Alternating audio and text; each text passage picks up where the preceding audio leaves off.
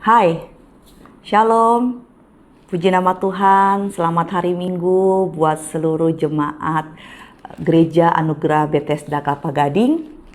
Selamat berjumpa kembali, kita akan siapkan hati kita untuk dengar kebenaran firman Tuhan. Tapi sebelum itu saya undang kita untuk sama-sama berdoa. Yuk kita tundukkan kepala dan satukan hati kita. Bapa, kami saat ini datang di hadapan-Mu. Kami bersyukur, berterima kasih untuk setiap kebaikan Tuhan yang selalu baru dalam hidup kami. Kami percaya di hari ini juga Tuhan ada berkat-berkat baru yang telah Tuhan sediakan bagi kami. Saat ini kami mau menyiapkan hati kami Tuhan untuk dengar kebenaran firman Tuhan. Tuhan kiranya menolong kami, Tuhan berikan kami hati dan mata rohani yang tercelik Tuhan, terbuka, telinga rohani yang terbuka sehingga kami mampu mengerti dan bisa melakukan apa yang Kau kehendaki dalam hidup kami, sehingga dari hari ke hari kami semakin serupa dengan Kristus. Terima kasih Bapa. Kami siap untuk mendengarkan kebenaran firman-Mu. Hanya dalam nama Tuhan Yesus Kristus kami berdoa dan mengucap syukur. Dan kita semua diberkati Tuhan. Mari sama-sama kita berkata, amin. Puji nama Tuhan. Shalom. Saudara, saya mau membahas tentang hari ini tentang bagaimana kita mengubah cara pandang. Betapa pentingnya mengubah dan memiliki cara pandang yang benar. Kenapa? Karena ketika kita memiliki cara pandang yang benar, maka kita pun akan bertindak dan bereaksi dengan benar. Ya, saya memiliki sebuah contoh, misalnya kalau saat ini nih orang tanya, apa sih pendapat kamu, apa sih persepsi kamu tentang tahun 2020? Contohnya nih, tahun yang udah lewat kemarin. Wah, itu pasti semua orang bilang, aduh tahun itu tuh tahun yang sulit, tahun yang paling gak enak. Sampai ada orang bilang tuh tahun 2020, maaf ya, dan kayak tahun yang terkutuk lah intinya gitu ya, dimana aduh kita benar-benar kaget dengan sebuah perubahan yang terjadi di seluruh dunia dengan adanya pandemi ini ya. Dulu kita bisa bebas melakukan apa yang kita mau, tapi sekarang kita terkukung gitu loh. Banyak hal-hal yang tadi masih kita pengen bikin, tapi kita udah nggak bisa bikin lagi. Jadi pasti orang akan memberikan kesan-kesan atau memiliki cara pandang yang negatif mengenai tahun 2020. Nah, tapi buat saya ketika kita memiliki atau memahami sebuah hal itu akan mempengaruhi cara kita untuk memandang itu juga. Karena sebagian besar, ada sebagian, nggak sebagian besar, tapi sebagian orang-orang yang ketika ditanya, apa pandangan kamu mengenai tahun 2020? Maka mereka memiliki jawaban yang mungkin berbeda, ya kan? Ada mungkin orang yang bertanya, ya memang nggak seperti yang diharapkan banyak orang gitu ya, tetapi saya bersyukur untuk tahun 2020 gitu kan, karena adanya terjadi mungkin perubahan-perubahan yang memulihkan keluarga mereka, misalnya dengan cara kerja di rumah, anak-anak juga banyak di rumah, tiba-tiba mungkin yang keluarga yang tadinya dingin, lalu tiba-tiba bisa menjadi hangat kembali ya kan, komunikasi yang tadinya mungkin jarang, sekarang udah bisa lebih sering ya kan, karena nggak bisa kemana-mana, cuma di rumah gitu kan. Lalu mungkin juga ada tanggapan orang-orang, wah pada masa pandemi kemarin tuh tahun 2020 saya malah benar-benar bisa menemukan Tuhan, karena kemarin mungkin sebelum masa pandemi saya terlalu sibuk gitu kan, sibuk pelayanan mungkin, sibuk bekerja, sibuk segala sesuatu. Tapi ketika akhirnya masa tahun lalu itu 2020 semuanya banyak dirumahkan, banyak gak boleh melakukan kegiatan, saya benar-benar menghabiskan waktu saya dengan Tuhan. Dan akhirnya justru tahun 2020 itu saya benar-benar mengalami sebuah lawatan yang dahsyat. Itu bisa beda-beda tergantung cara pandang kita terhadap sesuatu. Nah, saudara, cara pandang itu masalahnya dipengaruhi oleh pikiran. Dan pikiran itu dipengaruhi oleh hati. Nah, saudara tahu kan bahwa tubuh manusia itu manusia itu terdiri dari tubuh, jiwa, dan roh. Nah, ketika kita ya percaya kepada Yesus sebagai Tuhan dan Juru Selamat, maka saat itu juga ya roh kita dibaharui oleh Tuhan. 100% saudara, bukan cuma 10%, bukan cuma 20%, nanti dikit-dikit, oh Tuhan baharuinya cuma setengah dulu, nanti udah 5 tahun jadi anak Tuhan, baru dikasih lagi 20%. No saudara, ketika kita percaya Yesus sebagai Tuhan dan Juru Selamat, memang detik itu juga, saat itu juga Tuhan mengubahkan roh kita menjadi baru. Tapi masalahnya yang diubahkan saat itu adalah rohnya. Tubuhnya udah pasti enggak gitu kan. Pasti saudara dan saya ketika kita dibaptis, ketika kita menyatakan iman kita, Tuhan aku percaya kepada Engkau, apakah saudara berubah secara fisik? Enggak kan gitu kan. Dan apalagi dengan jiwa kita tentunya. Apa sih yang ada dalam jiwa? Dalam jiwa itu ada pikiran, ada emosi, ada keinginan. Dan hal-hal ini dibentuk oleh pengalaman-pengalaman hidup kita. Dengan apa, dengan bagaimana cara kita dibesarkan, dengan apa yang kita lihat, apa yang kita alami, itu membentuk pemikiran kita, saudara. Nah, oleh karena itu sangat penting firman Tuhan mengatakan dalam Filipi 2 ayat 5, saya bukakan buat saudara. Filipi 2 ayat 5, firman Tuhan berkata bahwa hendaklah kamu dalam hidupmu bersama menaruh pikiran dan perasaan yang terdapat juga dalam Kristus Yesus.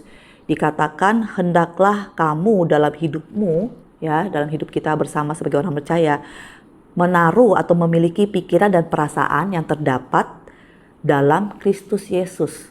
Ya, sebab dikatakan saudara di firman Tuhan yang lain, yaitu dalam Matius 15 ya, itu ayat 11, ayat 18 dan 19 dikatakan bahwa yang menajiskan itu bukan apa yang dari luar, tetapi yang menajiskan itu apa yang dari dalam. Ya, saya akan bacakan ya untuk lebih jelasnya ya. Matius 15 ayat 11, 18 dan 19. Dikatakan firman Tuhan, dengar dan camkanlah, bukan yang masuk ke dalam mulut yang menajiskan orang, melainkan yang keluar dari mulut, itulah yang menajiskan orang. Ayat 18. Tetapi apa yang keluar dari mulut berasal dari hati. Ya, apa yang keluar dari mulut kita itu keluar dari hati. Dan itulah yang menajiskan orang. Karena dari hati timbul segala pikiran jahat. Dikatakan firman Tuhan, sebab dari dalam hati timbul segala pikiran jahat. Pembunuhan, perzinahan, percabulan, pencurian, sumpah palsu, dan hujat. Tadi saya katakan di awal bahwa sangat penting kita memiliki cara pandang yang benar karena akan membuat kita bereaksi dengan benar. Dan cara pandang itu dipengaruhi oleh pikiran. Dan sangat penting pikiran itu dipengaruhi oleh hati. Oleh karena itu tadi dikatakan di Filipi 2 ayat 5, hendaklah kita memiliki pikiran dan perasaan yang terdapat dalam Kristus Yesus. Ya, supaya apa? Supaya kita memiliki respon yang benar, supaya kita memiliki pandangan yang benar mengenai apapun yang terjadi dalam hidup kita. Hari ini firman Tuhan akan saya kasih judul tentang kenalah Tuhanmu. Kenalah Tuhanmu. Kenapa? Karena buat saya saudara sangat penting saat ini ya, terutama di saat pandemi ini, saya pun merasakan, ikut merasakan gitu ya, mungkin banyak kekhawatiran, banyak pertanyaan-pertanyaan, banyak hal-hal yang seolah-olah nggak pasti gitu loh, yang kita nggak ngerti apa yang akan terjadi. Oleh karena itu, saya sangat rindu membawakan tema ini mengenai kenalah Tuhanmu, karena saya percaya kalau kita kenal Tuhan kita dengan benar, maka kita akan mempunyai cara pandang yang benar dan kita akan bereaksi dengan benar untuk menghadapi situasi yang terjadi pada saat ini. Puji nama Tuhan. Saudara, kalau misalnya nih ya, saudara sering lihat kenapa ya, kok banyak gitu anak-anak Tuhan ya. Banyak orang-orang Kristen udah lama, tapi hidupnya nggak berubah, imannya nggak bertumbuh, mereka nggak ada jauh bedanya dengan istilahnya orang yang nggak kenal Tuhan. Omongan mereka nggak ada bedanya, cara berpikir mereka juga sama aja. Lalu kadang-kadang kan suka bingung gitu kan, suka bertanya-tanya, kenapa ya kok bisa seperti itu gitu loh. Padahal kan mereka ke gereja, padahal kan mereka mungkin melakukan pelayanan gitu ya, terlihat melakukan pelayanan gitu kan dalam gereja. Mungkin mereka aktif dalam setiap kegiatan-kegiatan yang diadakan. Tetapi kenapa apa yang dihasilkan tuh nggak seperti yang diharapkan gitu. Saudara tahu kan apa yang Tuhan harapkan dalam hidup kita? Apa sih tujuan Tuhan menyelamatkan saudara dan saya? Apa tujuan kenapa Tuhan memanggil kita gitu loh, menjadikan kita, menghadirkan kita di dunia ini? Tujuannya cuma satu, yaitu supaya kita semakin serupa dengan Kristus dan kita menyatakan pribadi Kristus itu melewat apapun yang Tuhan percayakan. Dimanapun kita berada, Tuhan rindu kita menyatakan pribadi Kristus itu dalam kehidupan kita sehari-hari. Menjadi sebuah gaya hidup. Jadi oleh karena itu kekristenan itu sekali lagi saya suka bilang bahwa saya percaya kekristenan itu bukan agama. Karena Yesus tidak pernah mendirikan sebuah agama. Tapi kekristenan itu adalah sebuah gaya hidup. Gaya hidup bagaimana Yesus hidup. Itu adalah kekristenan. Yang menarik dulunya adalah yang membuat kekristenan beda adalah bagaimana semua kepercayaan di dunia ini tuh mengajarkan tentang usaha manusia untuk mencapai Tuhan, untuk mengerti Tuhan ya gitu kan. Tapi hanya kekristenan yang mengajarkan bahwa justru Tuhan mencari kita, manusia-manusia yang terhilang. Oleh karena itu jangan sia-siakan setiap anugerah, setiap kesempatan yang Tuhan berikan buat saudara dan saya. Amin. Oke, kita akan lanjut lagi ya. Tadi dikatakan bahwa kenapa sih banyak orang-orang Kristen yang hidupnya nggak berubah, imannya nggak bertumbuh, cara berpikirnya masih sama, cara ngomongnya juga, bertindaknya, bereaksinya semua masih nggak ada jauh beda dengan orang dunia, bahkan bisa jadi lebih buruk gitu loh. Nah, jawaban saya adalah cuma satu. Saya percaya orang-orang seperti itu adalah orang-orang yang tidak mengenal Tuhan dengan benar. Makanya tema khotbah ini adalah kenalah Tuhanmu dengan benar. Kenapa saudara? Karena gini loh saudara, kita nggak bisa pungkiri ya, banyak orang-orang ya yang menjadi Kristen gitu, yang memiliki agama Kristen, yang mengaku dirinya Kristen, hanya berdasarkan mungkin iman yang diturunkan gitu ya, karena istilahnya dia lahir dari sebuah keluarga Kristen, maka ya udah gitu loh, saya keluarga Kristen, jadi saya jadi orang Kristen gitu kan. Atau bisa jadi mungkin karena diajak teman, ya kan, diajak temennya, yuk ke gereja gitu kan. Terus kita nggak tahu nih mau ngapain, iya ya nggak ada kegiatan, ya udah deh, aku ikut deh ke gereja, dan sampai gereja, oh oke. Terus tiba-tiba tahu mau nggak dibaptis, oh ya oke. Jadi sekedar ikut-ikutan, ya. Yang kedua karena istilahnya ada dalam lingkungan Kristen. Yang pertama ada dalam lingkungan Kristen, lahir dalam keluarga Kristen sehingga mau nggak mau jadi orang Kristen. Yang kedua adalah Kristen ikut-ikutan, yang mungkin karena ajakan teman atau ajakan siapa saja. Lalu yang ketiga bisa jadi adalah menjadi Kristen karena menerima kebaikan atau mukjizat Tuhan. Misalnya nih, ada orang-orang tertentu ya, mereka bukan orang percaya, tapi mengalami sebuah permasalahan nih. Tuhan izinkan ada sebuah permasalahan misalnya gitu ya. Apakah ada suatu penyakit, ada sebuah masalah yang hebat dalam rumah tangga, ya kan, dalam pekerjaan, dalam apapun juga. Lalu tiba-tiba, lalu ada seorang hamba Tuhan yang mendoakan ya orang tersebut, lalu doanya dijawab gitu loh, masalahnya diselesaikan. Lalu akhirnya karena hal ini dia langsung bilang bahwa oke, saya percaya Tuhan itu ada, saya mau jadi orang Kristen. Sebenarnya salah nggak sih semua ini? Buat saya sebenarnya nggak salah, nggak ada yang salah. Karena memang jalan Tuhan untuk memanggil anak-anaknya pulang itu bisa dengan banyak cara ya. Kalau kayak saya pribadi, malah saya bisa mengenal Tuhan melalui sebuah pernikahan gitu loh. Saya kenal Tuhan karena ketika saya menikah dengan suami saya. Nah, nggak ada yang salah dengan semua itu saudara. Yang salah adalah ketika kita berhenti sampai di situ saja. Kita nggak mau bergerak maju. Kita nggak melakukan sebuah pertumbuhan saudara. Saudara, saya percaya nih ya, ketika untuk saudara yang sudah menikah atau sedang misalnya saat ini memiliki pasangan ya, saya terlalu percaya bahwa ketika kita memutuskan ya, kita mau serius nih mengikat sebuah hubungan ya dengan seseorang, saya percaya pasti deh saudara, kita tuh akan melakukan riset yang sedalam-dalamnya lah. Pokoknya kalau bisa kita akan cari tahu siapa dia, ya kan? Ya pasti kita akan cari tahu latar belakangnya, ya kan? Kita akan cari tahu sifat-sifatnya, siapa teman-temannya, kerjanya apa, dia sekolah di mana, hobinya apa. Kita akan cari tahu, kita akan ngulik sampai habis. Kalau misalnya zaman sekarang, ya kan? Mungkin kita istilahnya stalking ya. cari di internet gitu kan, teman-temannya kita lihat, oh dia mainnya sama siapa gitu kan. Pasti kita melakukan semua itu. Kenapa? Karena kita butuh sebuah keyakinan gitu kan. Kita butuh sebuah keyakinan. Kita harus yakin banget sama orang ini baru kita mau masuk ke dalam sebuah hubungan. Nah buat saya itu nggak ada bedanya dengan Tuhan, saudara.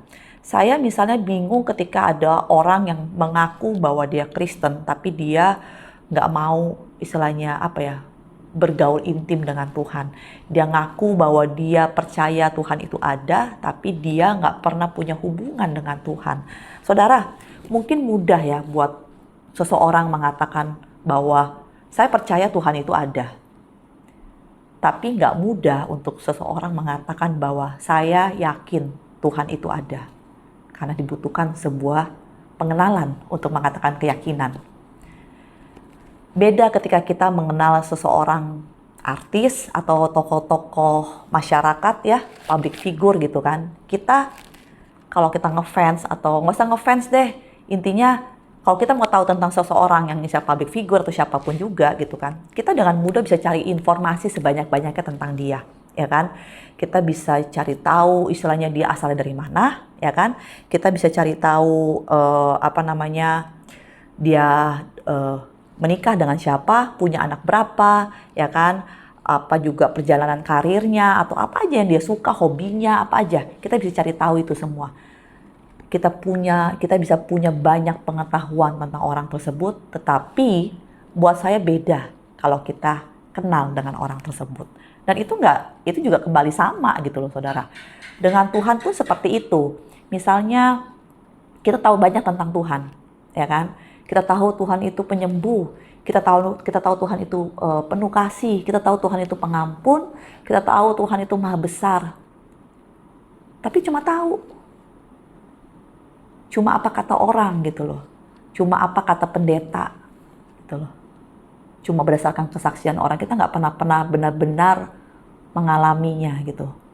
Sama kayak orang yang mungkin yang belum pernah pacaran ya, atau belum pernah jatuh cinta. Ketika ditanya seperti apa sih cinta itu rasanya gitu kan, orang tersebut mungkin akan bingung gitu ngejelasin apa ya, karena cinta itu nggak mempunyai wujud gitu loh. Tapi ketika dia mengalaminya, dia baru bisa mulai menggambarkan, aduh cinta tuh kayak apa ya, aduh bingung deh, rasanya berdebar-debar, ya kan, bahagia, saking bahagianya kadang-kadang katanya adrenalin kita tuh memuncak, kita susah tidur, kayak berdebar-debar jantung kita gitu kan, muka kayaknya pengen senyum terus gitu kan, kita setiap merem yang kita bayangin orang yang kita sayang itu gitu kan. Tapi kalau seperti apa cinta, orang mungkin akan sulit, tapi mungkin bisa menggambarkan ciri-cirinya. Sama saudara, sama. Nggak mungkin seseorang bisa bilang kalau dia kenal sama Tuhan, kalau dia nggak mau mempunyai sebuah hubungan dengan Tuhannya. Nggak mungkin. Saudara nggak mungkin percaya sama seseorang yang saudara nggak kenal. Itu aja. Itulah sebabnya kalau di jalan kita ditepok sama orang yang kita nggak kenal, terus kayak negur, manggil kita gitu, terus kita akan lihat dia, aduh siapa ya, kita nggak kenal. Pasti kita bawahnya akan curiga, saudara. Karena kita nggak percaya ini siapa ini orang, kita nggak kenal sama dia. Makanya saya bingung kalau misalnya kita dengan mudahnya ngomong bahwa aku percaya sama Tuhan, tapi kita nggak kenal sama Tuhan. Siapa Tuhan kita itu? Kalau cuma berdasarkan apa kata orang, buat saya itu beda. Itu hanya sebuah pengetahuan umum gitu. Kita harus kenal Tuhan kita dengan cara kita mempunyai sebuah hubungan dengan Dia. Kayak tadi saya katakan bahwa cara Tuhan memanggil kita tuh nggak ada yang salah, ya. Tapi saya mau ngasihkan sebuah gambaran, sebuah contoh. Saudara tahu apa perbedaan bangsa Israel dengan Musa, ya? Ada sebuah pernyataan bahwa Tuhan dengan mudah mampu mengeluarkan bangsa Israel dari Mesir, tapi tidak mudah bagi Tuhan untuk mengeluarkan Mesir dari hati bangsa Israel. Karena saudara kalau baca firman Tuhan, saudara bisa melihat Walaupun Tuhan menunjukkan kasih-Nya, menunjukkan penyertaannya, menunjukkan kuasa-Nya yang luar biasa, ketika mengalami hal-hal yang nggak enak, yang nggak nyaman, bangsa Israel seringkali kembali mengingat tentang Mesir gitu loh. Mereka kembali, hati mereka berpaling lagi kepada Mesir. Kenapa gitu? Kenapa gitu? Karena satu hal, mereka tuh nggak punya hubungan sama Tuhan. Mereka adalah orang-orang ya, yang tadi kayak maka saya bilang, kenapa banyak orang nggak bertumbuh, kenapa banyak orang nggak berubah hidupnya, udah jadi Kristen sama aja gitu kan.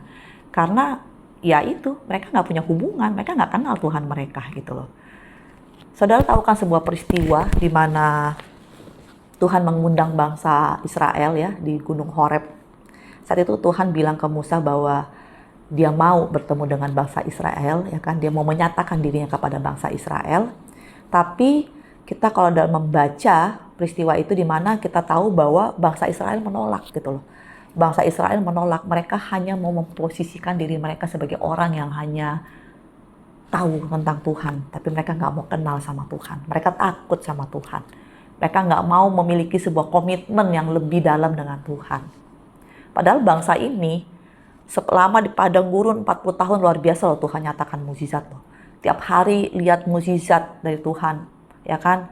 Dikasih makan dari langit, ya kan? Turun mana, ya kan? Dilindungi, sampai dikatakan selama 40 tahun baju mereka nggak ada yang rusak, sepatu mereka, kasut mereka juga nggak rusak, ya kan? Batu karang keluar air, ya kan? Apalagi yang kurang gitu loh, istilahnya. Malam ada tiang api, siang ada tiang awan, ya kan? Mereka bisa melihat kemuliaan Tuhan dari jauh gitu. Apalagi yang kurang? Ini menandakan bahwa mukjizat dan kebaikan Tuhan itu nggak cukup buat kita untuk bertumbuh imannya. Karena yang lebih benar itu adalah bahwa kita harus maju dan benar-benar mengenal pribadinya, bukan hanya menerima berkatnya saja, bukan hanya mau tangannya saja, tapi kita harus tahu siapa yang memberi, siapa yang memiliki tangan itu, pribadinya saudara, itu yang penting. Dan itulah yang membedakan bangsa Israel dengan Musa. Kenapa? Sebab dikatakan Musa adalah seseorang yang berhadapan muka dengan muka, seseorang yang bisa berhadapan dengan muka dengan Tuhan. Bahkan Musa mengatakan bahwa Tuhan, tunjukkanlah kemuliaan-Mu. Ini adalah perbedaan yang sangat kontras menurut saya ya. Karena mereka adalah orang-orang yang sama, berjalan pada suatu masa yang sama ya, di mana Tuhan pun mengiringi di tempat dan situasi yang sama, waktu yang sama. Tetapi sebuah bangsa ini menolak untuk mengenal, dan yang satu lagi pribadi ini mau mengenal Tuhan. Dan kita bisa melihat bagaimana hasilnya sangat berbeda gitu loh. Dan ada sebuah contoh lagi dalam firman Tuhan mengenai Simon Petrus ya. Ada sebuah peristiwa di mana ketika Yesus sudah melakukan sebuah mukjizat, yaitu memberi makan 5.000 orang. Lalu sesudah peristiwa itu, Yesus bertanya kepada murid-muridnya, menurut kalian siapakah aku ini? Tuhan bertanya, menurut kalian siapakah aku ini? Lalu ada yang mulai menjawab, oh engkau Elia, ya kan? Engkau nabi yang dikirim Tuhan, ya kan? Terus engkau adalah Yohanes Pembaptis. Lalu Tuhan bertanya, Yesus bertanya kepada Simon, bagaimana dengan engkau Simon? Menurutmu siapakah aku ini? Saudara tahu kan, ini murid-murid yang berjalan sama Yesus ini juga saya rasa nggak ada jauh bedanya dengan bangsa Israel ya. Mereka mendengar pengajaran Yesus gitu kan, mereka mengikuti Yesus, mereka melihat mukjizat-mukjizat yang Yesus lakukan. Tapi ketika Yesus tanya, menurut kalian siapakah aku ini? Banyak dari mereka tuh nggak kenal gitu loh. Siapa yang mereka ikuti, siapa yang mereka teladani selama ini. Mereka cuma, oh begini, oh mungkin kamu ini, oh kamu mungkin itu. Jawabannya nggak ada yang benar. Tapi ketika Yesus bertanya kepada Simon, Simon, menurutmu siapakah aku ini? Lalu Simon menjawab, engkau adalah Mesias, anak Allah yang hidup. Dan Yesus mengatakan, berbahagialah engkau Simon, sebab bukan engkau yang mengatakannya, tetapi Bapalah yang mengatakannya seperti itu. Dan saat itu juga, kita tahu ceritanya Simon, yang artinya adalah ilalang ya, di mana ilalang itu adalah sesuatu yang gampang goyah ya, tertiup angin kesana kemari, dia melambai, dia bukan sesuatu yang tegak gitu kan. Lalu Tuhan memberikan dia mulai saat ini namamu bukan lagi Simon, tetapi engkau kuganti nama menjadi Petrus, yaitu artinya batu, sesuatu yang teguh. Saudara, pengenalan kita yang benar akan Tuhan itu membawa sebuah keyakinan yang membuat kita menjadi pribadi-pribadi yang gak tergoyahkan. Gak peduli dengan situasi dan kondisi yang terjadi di sekeliling kita. Karena sekali lagi saya bilang kan bahwa apa yang di sekeliling kita itu tidak mempengaruhi. Sebab yang mempengaruhi itu adalah apa yang ada di dalam, bukan apa yang ada di luar. Kalau yang di dalam ini benar, maka saya percaya apapun yang di sekeliling kita ketika tidak benar, saya percaya maka respon yang akan dikeluarkan ini adalah benar. Tapi kalau yang di dalam sini udah salah, walaupun situasi dan kondisi bisa jadi baik, kita bisa memiliki cara pandang yang salah, sebab yang di dalam sini salah.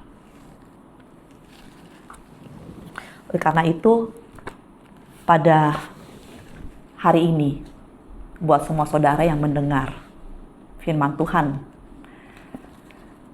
kalau saat ini Tuhan berdiri di hadapanmu dan mengatakan, menurut kamu, siapakah aku ini? Saya rindu kita bukan hanya menjawab pertanyaan Tuhan berdasarkan pengetahuan-pengetahuan kita saja, bukan berdasarkan apa kata orang, apa kesaksian orang, apa kata pendeta, tapi biarlah apa yang kita katakan di hadapan Tuhan berdasarkan pengalaman pribadi kita, perjalanan kita mengiring Dia, pengenalan kita yang benar akan Dia. Saya rindu mari kita membuka firman Tuhan dalam Yohanes 17 ayat yang ketiga.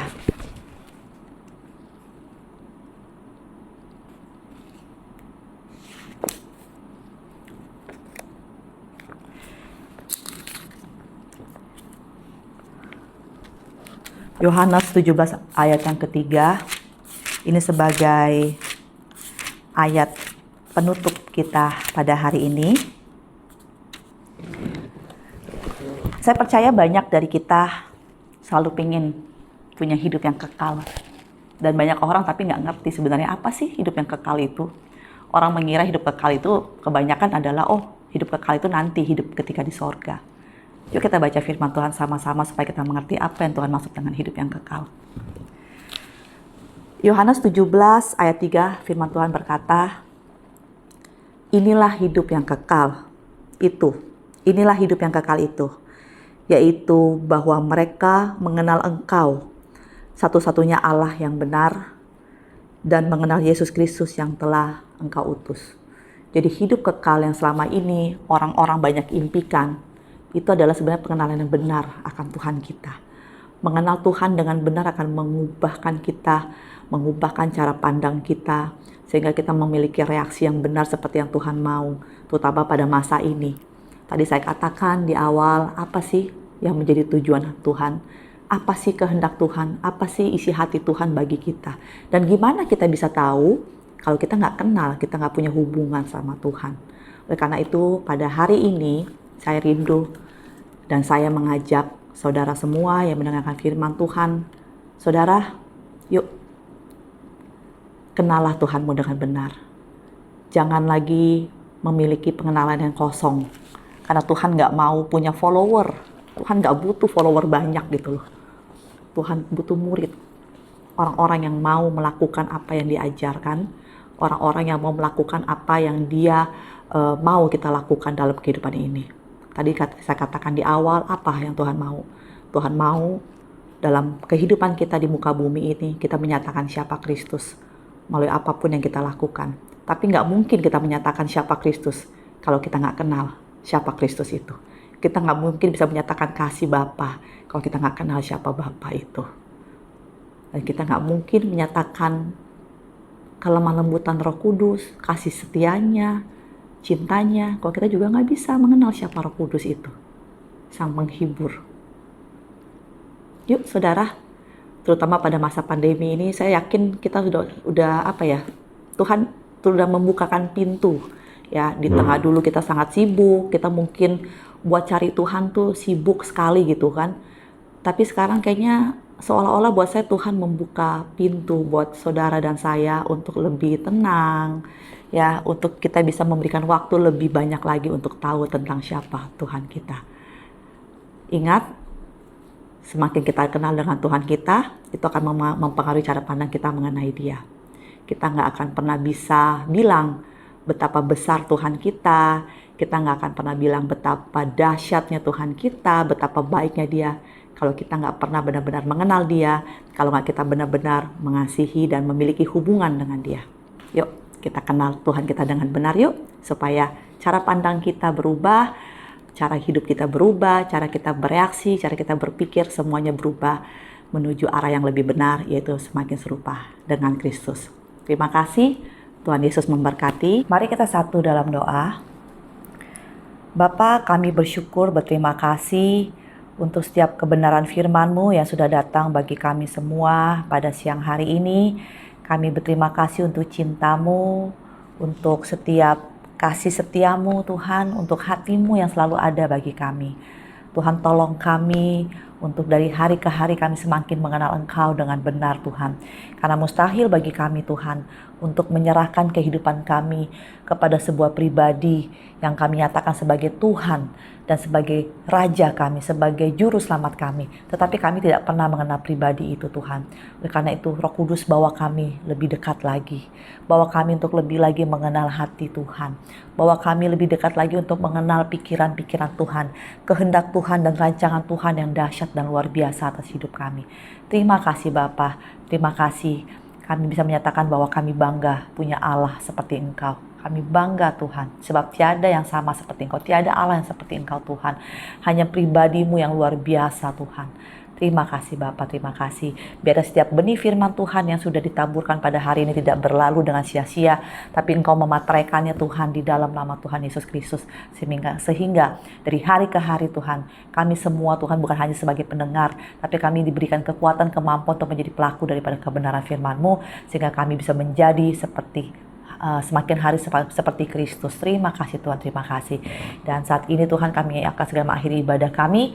Kami percaya berkat Tuhan, penyertaan Tuhan, kasih setia Tuhan, cinta Tuhan telah kami terima. Dan kami adalah orang-orang yang lebih daripada diberkati. Kami adalah orang-orang yang lebih daripada pemenang. Dan kami menerima berkat ini hanya di dalam nama Tuhan Yesus Kristus. Terima kasih Tuhan, terima kasih. Haleluya, amin. Puji nama Tuhan, ibadah kita sudah selesai. Selamat hari Minggu. Tuhan Yesus memberkati saudara. Ayo kita siap sama-sama melakukan kebaikan. Kita sama-sama melakukan apa yang Yesus kehendaki dalam hidup kita. Sampai bertemu lagi minggu depan. Shalom.